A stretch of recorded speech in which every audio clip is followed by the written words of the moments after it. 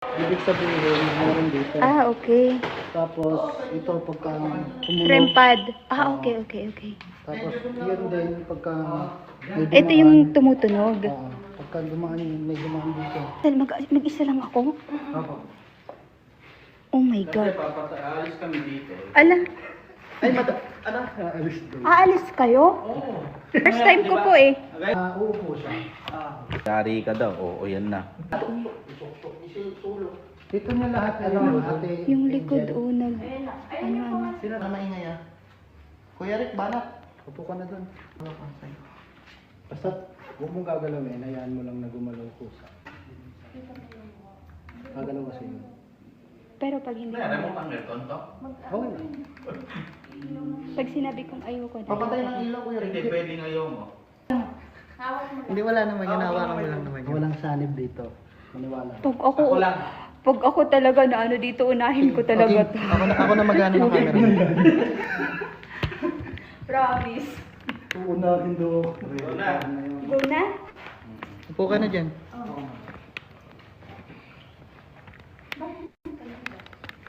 Ganito pa gagawin niyo.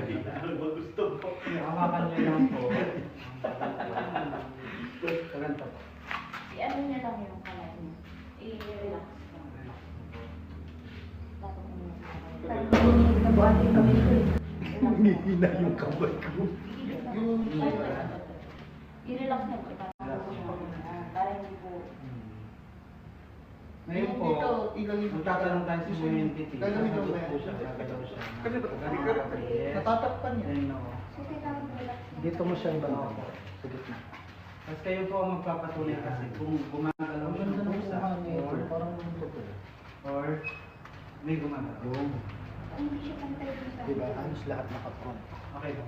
Okay lang. Tawag kang kalat-kalat ha. Dahil sa mga ganyan. Yes, ma'am. Lighter. Posporo. Wala pala akong lighter. Nandun. Parang pa ka na ata tulog sa... Ganun eh. Alam mo. Parang ang sayo ko kanina tapos ako. Kanina eh. Kasi hindi pwedeng patawarin mo na ako. Yan, kasi ang saya mo kanina eh. Bigla gumagalaw ako. Yan guys. Wala akong papunta doon kung ikaw na gumalaw. Hindi, relax mo muna. Relax. Relax lang po. Huwag yun nang patawarin sila. Huwag mo nang patawarin ka kasi kumabo.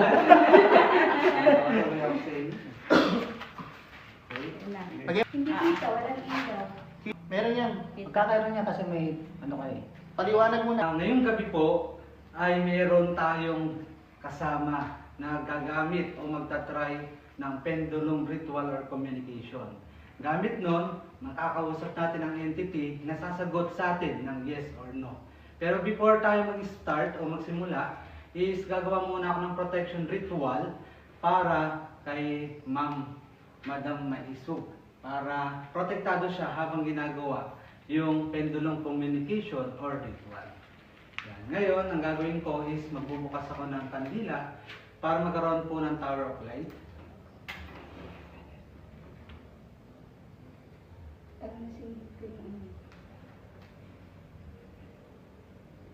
Ngayon po,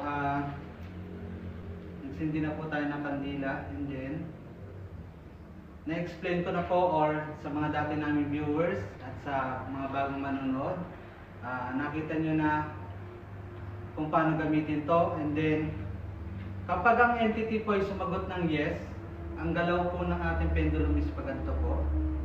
Kapag no naman po, pag ano naman po ang galaw ng pendulum. Ngayon, mag-orasyon lang po ako for protection ni Ma'am Maisug.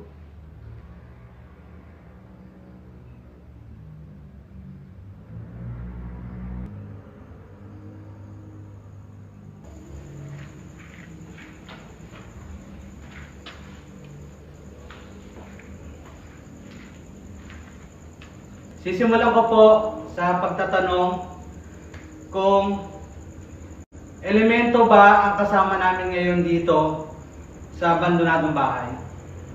Pagalawin nyo po ito, patunugin nyo po yung aming mga devices. Meron po dyan, REM pad.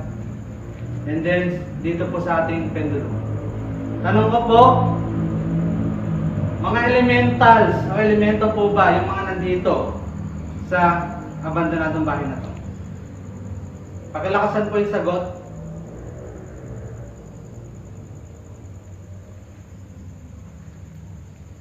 Sige po, mga elemento pa kayo na nandito.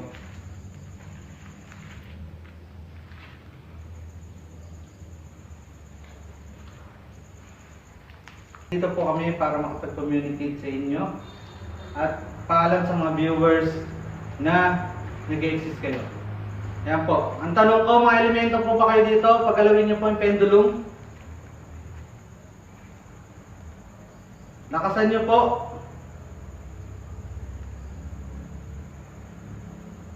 Lakasan niyo po ang pagpapagalaw.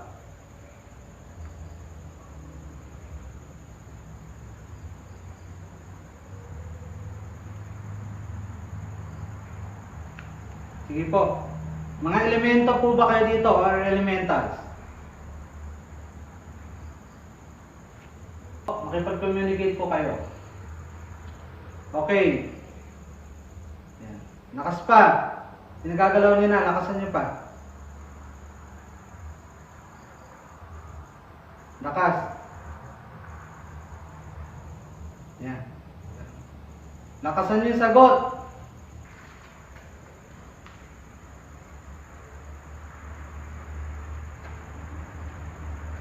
Sige po. Lakasan niyo po yung sagot.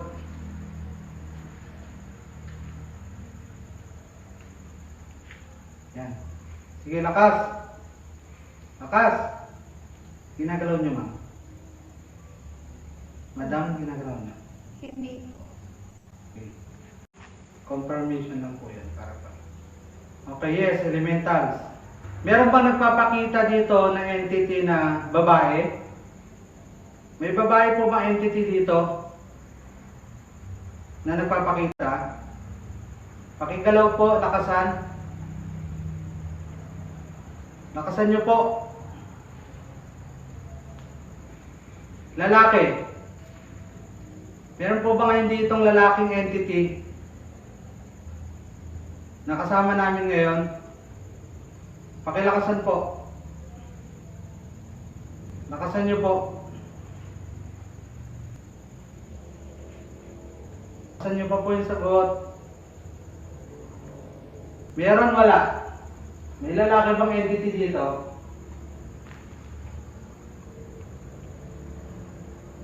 Ba't tayo niyo sumagot? Kanina, puro paramdam yung ginawa niyo sa amin. Lakasan ang sagot. May lalaking entity dito.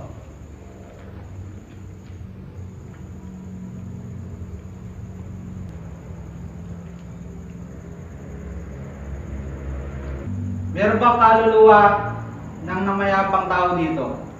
Sagot.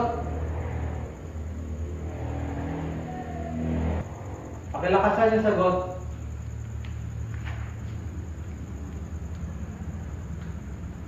Sige, lakasan nyo. Yan. Lakasan nyo pa yung sagot. Lakas. Lakasan pa. Ayan. Sige, lakas.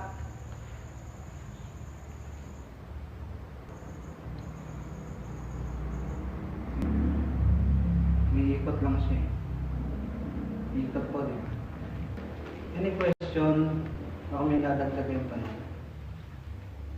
Tanong mo nga kung sino si James.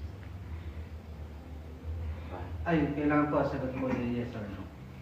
Ay, ko ay ito si James. Okay. Tanong ko po. Nandito po si James. Pakilakas ang sagot. James, nandito ka ba? Nakinigamutan ako. Yan. Lakas. Ikaw yan, ma'am. Hindi. Ginagawa mo. Hindi. Okay, James, nandito ka? Yan, nakinigamutan ako. Doon sa James. Lakas! Okay, yes. May James po dito, madam. Kasi Stop! Stop! Stop! Stop! Stop! Ano po yun? Ano po yun? Yung James kasi na nag-explore kami, sinabi siya sa ghost church. So wala kaming idea sa James na yun.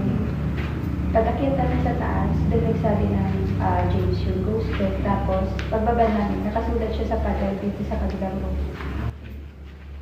Yung James po. Nandiyan siya sa ano. Okay po. Okay, tanong ko po, doon sa experience yung ginalaw niyo po? Or... Hindi po. Okay po. Yun po, na-try na po ni Madam Maisog yung ating pendulum communication. Salamat po, Ma'am Maisog. Pwede kong iuwi. Sige po. Ako na po ba? Ay, Iuwi ko dyan. Si ano yun? Si Bal. si Sir, explore kami. Pero mo flashlight. So wala kaming idea. Nasasabihin siya ng ghost church. Pagbaba namin, nasa pader siya. Kaya parang ano ako, sino siya? Kaya natanong ko. Doon siya malakas ng response. Yes. Ano siya dito? Connected or connected siya. Gusto niyo po malaman nasan siya? Gusto ko lang malaman din Nila kasi ako andito si Sir kung anong napipil niya about dun sa James. Yun nga kanina nung natanong natin yung James. James. Inabot ako. Hindi kaya connected ng James na yun dun sa entity. Nagaling kami. Ano yan? Pag nahawakan mo yan yung apoy, may magic ka na. Perena. Tingnan po natin sa hagdan. Okay. camera man kami. Sorry.